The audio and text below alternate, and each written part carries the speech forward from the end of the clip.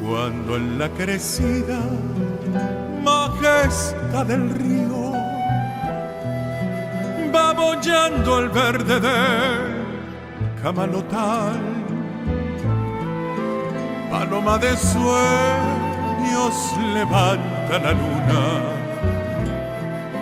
su vuelo errabundo sobre el Paraná,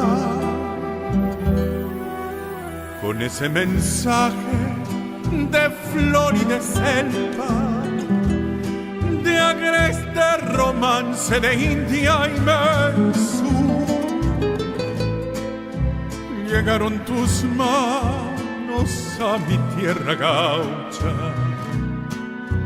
tejiendo armonías con mi tago azul, acunando un sueño. Se nos va la vida y el viajero parte para no volver. Hoy el arpa india se quedó dormida como una guaraña que no pudo ser.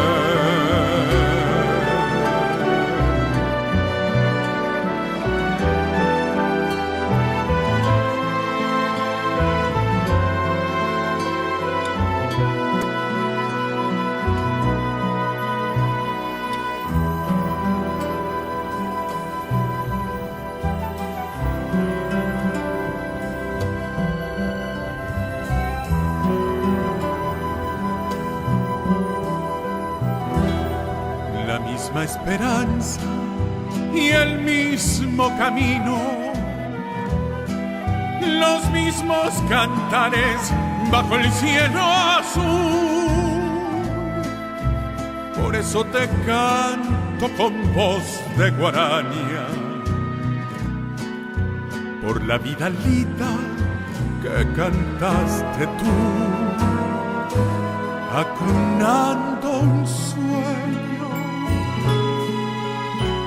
Se nos va la vida y el viajero parte